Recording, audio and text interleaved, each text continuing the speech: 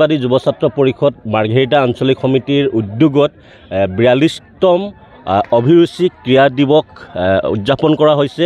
আজি পুৱাই মাৰাথন দৌৰ প্ৰতিযোগিতা অনুষ্ঠিত হ'ল যুৱক যুৱতীৰ মাজত, আৰু তাৰ সমান্তৰালভাৱে কাবাডী খেল অনুষ্ঠিত হৈ আছে। আৰু এই কাবাডী খেলত তিনিচুকীয়া জিলাৰ বিভিন্ন প্ৰান্তৰ আচলতে প্ৰতিভাৱান যুৱক আৰু যুৱতীসকল অংশগ্ৰহণ কৰিছে।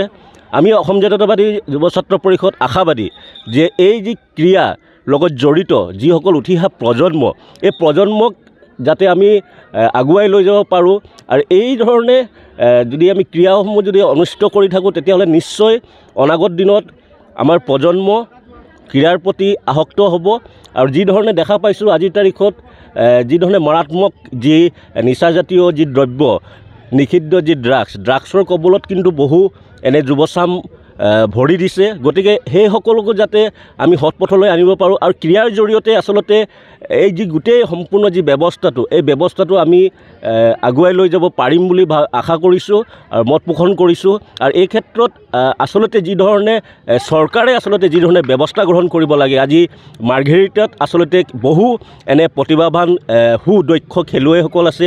সেইসকল আচলতে মঞ্চ নোপোৱাৰ কাৰণে তেখেতসকলে কিন্তু নিজৰ যি খেল, সেই খেল তেখেতসকলে যি জড়িত হৈ আছে তেখেতসকলে আগুৱাই যাবলৈ সফল হোৱা নাই। গতিকে আমি আশা কৰিছোঁ এই ক্ষেত্ৰত অসম চৰকাৰে গুৰুত্ব আৰোপ কৰিব।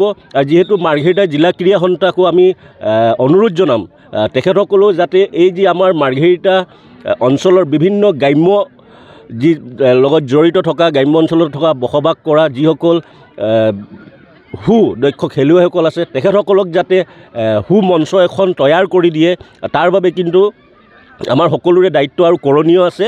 গতিকে আজি এই খেলৰ স্থলীৰ পৰা আমি সকলোকে আমি ধন্যবাদ জ্ঞাপন কৰিছোঁ, যিসকল আজি প্ৰখৰ ৰ'দ, এই ৰ'দক নেওচি তেখেতসকলৰ নিজৰ যি প্ৰতিভা, এই প্ৰতিভা তেখেতসকলে আজি ইয়াত আচলতে দেখাইছে। আৰু সেই প্ৰতিভাৰ প্ৰতি আমিও আচলতে